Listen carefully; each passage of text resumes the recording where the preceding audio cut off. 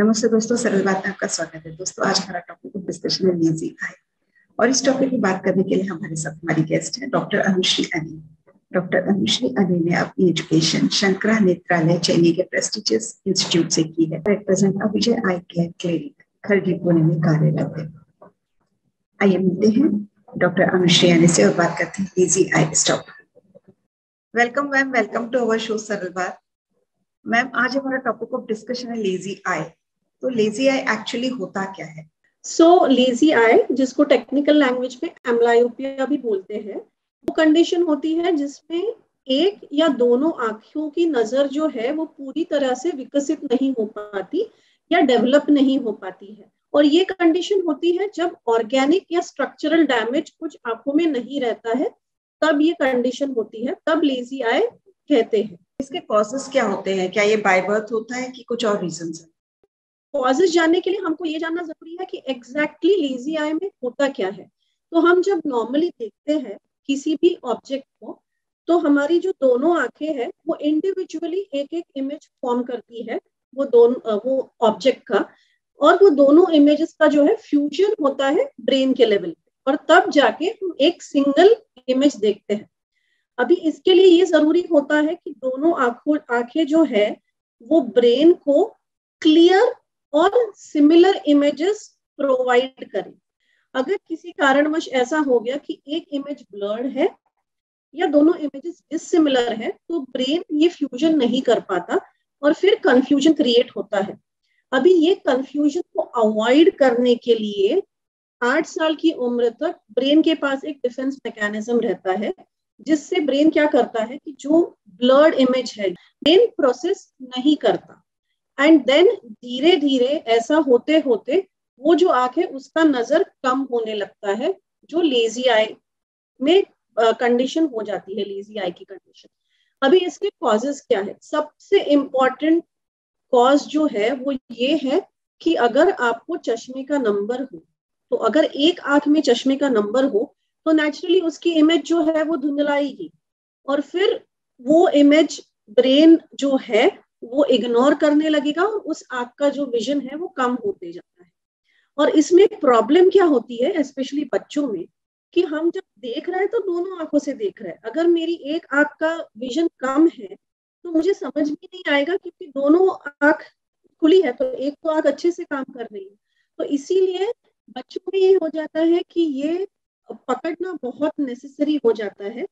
और इसीलिए हम बोलते हैं कि स्कूल गोइंग एज पे जब बच्चा स्कूल में एंट्री करता है, एक तो pre school entry and primary level entry, तब एक विजन चेकअप जरूर होना चाहिए। ठीक है, तो एक हमने कॉज समझ लिया, अनकरेक्टेड रिफ्रैक्टिव एरर्स, मतलब स्पेक्टेकल की जरूरत है बट स्पेक्टेकल नहीं पहने जाते। दूसरी बात ये है तिरछापन या स्क्विंट जिसको बोलते हैं। तो अगर अभी तिरछापन है तो दोनों आंखें स्ट्रेट नहीं है, एक तो ऐसी है, अंदर है, ऊपर है या नीचे है, इसका मतलब डिसिमिलर इमेजेस है, उसके कारण भी एम्ब्लायोपिया होता है। तीसरा एक कॉज जो है वो ये होता है कि अगर आंखों का इमेज, आंखों में लाइट ही पूरी तरीके से नहीं जा रही है, मतलब अगर बच्चों में कभी कभी जन्म से ही मोतिया बिंदु रहता है जिसको कंजेनाइटल कैटरैक्ट बोलते हैं, या किसी किसी की ये आपने देखा होगा कि पलक जो है वो बचपन से ही नीचे रहती है, तो उस केस में लाइट पूरी तरीके से अच्छे से अंदर नहीं जा पाती, तो ये कारणवश भी लेजी आई हो सकती है। तो इसका ट्रीटमेंट कैसे कर सकते हैं? क्या ट्रीटमेंट प्रोसीजर है? हाँ, ट्रीटमेंट में सबसे जरूरी है कि एक तो वी कैच देम अर्ली। तो उसके लिए जैसे मैंने पहले बोला कि हमको एक 3 इयर्स पे और एक 5 इयर्स पे चेकअप करना नेसेसरी है। अगर चश्मे का नंबर है तो प्रॉपर चश्मे का नंबर पहना जाए, तो वो आपका नेचुरली इमेज क्लियर होगा।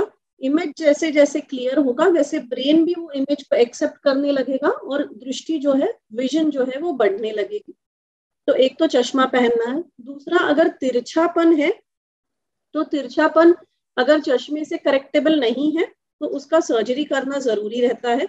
जितना जल्दी हम सर्जरी करेंगे उतना अलाइनमेंट अच्छा आएगा, उतना जो है इमेज जो है वो सिमिलर रहेगी और brain will be able to process that image, वो है। तीसरा ये है कि अगर जैसे कंजेनाइटल कैटरैक्ट है या टोसिस है, मतलब आपकी पलक नीचे है, तो उन दोनों का भी जितना जल्दी हो सके उतना जल्दी सर्जरी करना अनिवार्य होता है, ताकि आई जो है वो लेजी ना बने। तो ये सब चीजों से हम ट्रीटमेंट कर सकते हैं। इसके अलावा ये भी होता है कि अगर ये करने के बाद भी विजन अगर नहीं बढ़ रही है तो थेरेपीज रहती है जिसको हम पैचिंग बोलते हैं। पैचिंग मतलब अगर ये आंख कमजोर है तो ये आंख को बंद कर देते हैं, और वो पैचिंग के कारण जब ये आंख बंद है तो ये आंख को उत्तेजना मिलती है उतने टाइम तक, स्टिमुलेशन मिलता है उतने टाइम तक, और उसकी नजर बढ़ती है। उसके साथ ही कुछ विजन थेरेपी एक्सरसाइजेस रहती है जो अभी रिसेंटली लॉन्च हुई है, जो सॉफ्टवेयर बेस्ड या कंप्यूटर बेस्ड रहती है। जो स्पेशलाइज्ड विजन थेरेपिस्ट रहते हैं वो भी थेरेपी दी जाती है, जिससे कि लेजी आई के इम्प्रूवमेंट में हेल्प होती है। क्या इसमें कुछ एज फैक्टर भी मैटर करता है for treatment purpose? Age factor definitely matter करता है, क्योंकि जैसे हमने पहले बात की कि 8 इयर्स की उम्र तक जो है विजन डेवलपमेंट शुरू रहती है, ब्रेन की न्यूरोप्लास्टिसिटी रहती है, मतलब ब्रेन मोल्डेबल रहता है। तो अगर इसको जल्दी डिटेक्ट किया जाए और जल्दी ट्रीट किया जाए तो विजन रिकवरी के चांसेस बहुत अच्छे रहते हैं। कुछ साल पहले तक ये मानना था कि 8 साल के बाद अगर एम्ब्लायोपिया डिटेक्ट हो तो आप ज्यादा कुछ नहीं कर पाते हैं, बट रीसेंट कुछ स्टडीज है जो ये भी क्लेम करती है कि इवन एडल्ट्स में there are few therapies which do work. However basic is जितना जल्दी हम उसको डिटेक्ट करें उतना जल्दी हम उसको ट्रीट करें और उतना अच्छा हमारा विजन रिकवरी हो पाएगा।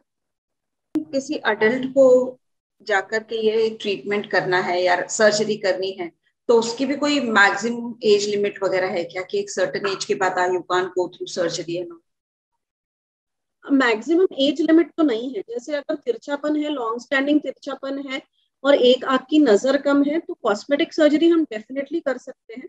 उसके बाद जो है विजन इम्प्रूवमेंट, मतलब लेजी आई का इम्प्रूवमेंट कितना होगा वो बताना बहुत मुश्किल रहता है।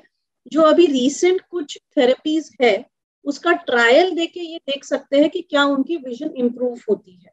So there is no age limit, every time we do try कि अगर जितना पॉसिबल हो उतना उनका विजन इम्प्रूव हो।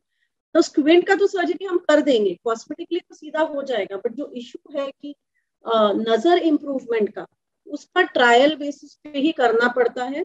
उसके लिए 8 is the ideal age, and beyond that till 18 also you get good results. Beyond that it becomes a little difficult, but it's not impossible nowadays. Thank you so much ma'am, आपने इतनी अच्छी information दी उसके लिए। दोस्तों हम इसी तरीके से नए टॉपिक्स आपके साथ लाते रहेंगे, नए लोगों से आपको मिलवाते रहेंगे। इसके लिए आप हमारे चैनल के साथ जुड़े रहिएगा और हमारे चैनल को सब्सक्राइब करना मत भूलिएगा। हम फिर मिलते हैं किसी नई इंफॉर्मेशन के साथ। Thank you so much.